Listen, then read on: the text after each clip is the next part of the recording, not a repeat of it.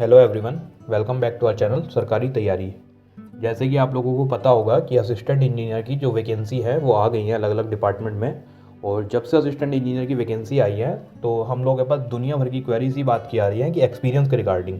जैसे आपको पता होगा कि कुछ उसमें आपने देखा होगा कि कुछ डिपार्टमेंट में 2 साल का एक्सपीरियंस मांगा है और कुछ में 3 का, और जल बोर्ड वगैरह में एक्सपीरियंस नहीं भी मांगा है। तो काफ़ी बच्चों की क्वेरी इसी उसमें आ रही है कि सर हम कॉन्ट्रैक्टर से बनवा लें क्या, या किसी प्राइवेट कंपनी से बनवा लें, या जो भी आपके जान पहचान में है उनसे बनवा लें क्या। और इस तरीके की क्वेरी आ रही है कि इसमें डिपार्टमेंट जो है वो वेरीफाई किस तरीके से करता है। तो डिपार्टमेंट वेरीफाई का तो जो है ये मैं आपको बताऊंगा। जो एमसीडी में यही जो पीछे बच्चे सेलेक्ट हुए हैं, इसके अलावा डीएएमबी में जो पोस्टें थी उसमें भी जेई के लिए एक्सपीरियंस मांगा था। तो उसमें वेरिफिकेशन किस तरीके से हुई है, तो इसमें क्या है कि जब डिपार्टमेंट जो है, जब आप उसमें डीवी वगैरह कराने जाते हैं, तो पहले तो मैं आपको ये बता दूं कि डीएसएसबी ई डोजियर के टाइम पे चेक जो है एक्सपीरियंस की बैकग्राउंड डिटेल वो करवा भी लेता है और नहीं भी करवाता। इसके बाद जो मेन वेरिफिकेशन आपकी होती है वो डिपार्टमेंट कराता है। डिपार्टमेंट वेरीफाई किस तरीके से करता है, डिपार्टमेंट जो है वो सबसे पहले आपके पैन कार्ड की डिटेल ले लेते हैं। तो पैन कार्ड की डिटेल से ये होता है कि आपने आईटीआर वगैरह जो भी पास में भरी होगी तो उसकी डिटेल डिपार्टमेंट को मिल जाती है। तो इससे एक तरीके से डिपार्टमेंट पता कर लेता है कि आपने जॉब की है या नहीं की है। तो अब काफ़ी बच्चों के डाउट होते हैं कि हम लोग जो हैं वो आईटीआर भरते नहीं हैं, क्योंकि आईटीआर आपको पता होगा कि कंपलसरी नहीं होती। तो इसमें बच्चे और जो फेक बनवाते हैं वो तो ऑब्वियस सी बात है कि वो आईटीआर नहीं भरते। तो इसके अलावा फिर डिपार्टमेंट क्या करते हैं, तो डिपार्टमेंट जो है 2018 के बाद गवर्नमेंट का जो रूल था वो ये रूल आया था कि जितने भी कॉन्ट्रैक्टर होंगे या कंपनी होंगी, तो उसमें जो बच्चे जॉब कर रहे हैं तो उसमें ईएसआईसी अकाउंट उनको खुलवाना कंपलसरी था।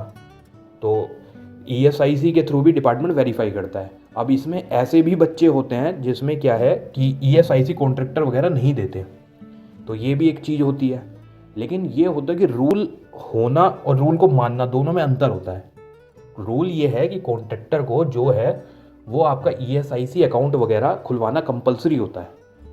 अब ईएसआईसी मान लीजिए आपके पास नहीं है, तो सेम हैंड पे देखिए जो डिपार्टमेंट है, डिपार्टमेंट को पता है कि इस तरीके के केस में काफ़ी बच्चे जो हैं वो फेक डेटा देते हैं। और इसमें ये नहीं है कि आप डीवी अगर आपका हो जाता है या आप उसमें डिपार्टमेंट में ज्वाइन कर लेते हैं, इसका मतलब ये नहीं होता कि आपको इसके बाद कोई वेरिफिकेशन नहीं होती। अगर आप देखेंगे तो recently labour department, jail department में, प्रिजन डिपार्टमेंट में डीएसएसबी ने 1 साल बाद वेरीफाई करके बच्चों को बाहर किया है, डिबार्ड किया है। अब उन पर लीगल एक्शन भी लिया जा रहा है। तो इस तरीके से डिपार्टमेंट जो है वो वेरिफिकेशन पूरी प्रॉपर तरीके से करता है। एक्सपीरियंस वगैरह के लिए इन सब चीज़ों के अलावा सैलरी स्लिप वगैरह भी मांग लेते हैं। और कुछ केस में बैंक की जो स्टेटमेंट होती है, जिसमें मंथली बेस पे आपकी सैलरी बैंक में क्रेडिट होती है, तो वो स्टेटमेंट भी डिपार्टमेंट मांग लेते हैं वेरीफाई करने के लिए। अगर एसएससी की बात करें तो जिन बच्चों ने कॉन्ट्रैक्टर के थ्रू, यहाँ की गवर्नमेंट कॉन्ट्रैक्टर के थ्रू जो है एक्सपीरियंस लेटर बनवाया था, उसमें डिपार्टमेंट ने ये कहा है कि आप गवर्नमेंट कॉन्ट्रैक्टर के उस टाइम के वर्क ऑर्डर ला के डिपार्टमेंट में सबमिट करिए, कॉपी उसकी, कि ये वर्क ऑर्डर हमारे कॉन्ट्रैक्टर ने किया है कंप्लीट, और इस टाइम पे हम इसमें जॉब कर रहे थे। तो इसमें क्या है कि अगर आप फेक लगाने की कोशिश करते हैं तो इसमें आपके तो फंसने के चांस रहते ही हैं। साथ के साथ जो गवर्नमेंट कॉन्ट्रैक्टर होता है वो भी लाइट में आ जाता है, जिसकी भी डिपार्टमेंट फिर ये है कि पीछे से वेरिफिकेशन कराते हैं कि कुछ वो सिलेक्शन के लिए कि भाई इसने कोई गड़बड़ तो नहीं दे दी है। और बाकी लास्ट में मैं यही कहना चाहूँगा, जो बच्चे मेरे को इनबॉक्स में बोल रहे हैं कि सर हम कॉन्ट्रैक्टर बनवा लें क्या, तो मेरा तो सजेशन देखो यही है कि आप रिस्क ना लें, क्योंकि एक छोटी सी गलती आपका पूरा करियर जो है वो बर्बाद कर सकती है। क्योंकि अगर आप इनकेस पकड़े गए, गलती से भी पकड़े गए, क्योंकि ऐसे केसों में होता क्या है, मान लीजिए आपका कोई फ्रेंड है, वो आपके साथ कॉम्पीट कर रहा है, आपका सिलेक्शन हो जाता है और उसका नहीं हो पाता, तो या फिर ऐसा भी कुछ केस हो सकता है कि आप सेलेक्टेड है और वो बच्चा वेटिंग में है। तो उस केस में क्या है, उसको पता है कि अगर आप बाहर हो गए तो उसको सिलेक्शन मिल जाएगा, क्योंकि वो वेटिंग लिस्ट में है। देखो करियर से बढ़ के ना कुछ नहीं है। आप अगर देखोगे तो दोस्ती यारी सब अपनी जगह होती है, लेकिन जब करियर का बात आती है ना, पूरे करियर की, तो कोई नहीं देखता उस चीज़ को। तो इस तरीके में क्या होता है, अगर आप देखें जितने भी 99% जो केस होते हैं उसमें जो बताते हैं वो आपके जो क्लोज वन होते हैं वही आपकी कंप्लेंट करते हैं। तो इस चीज़ में ये है कि अगर आप फेक बनवाते हैं तो आप इस चीज़ के लिए भी तैयार रहिए कि जो है आपकी कंप्लेंट वगैरह होगी, क्योंकि जो आपके फ्रेंड वगैरह हैं वो वही कंप्लेंट करेंगे।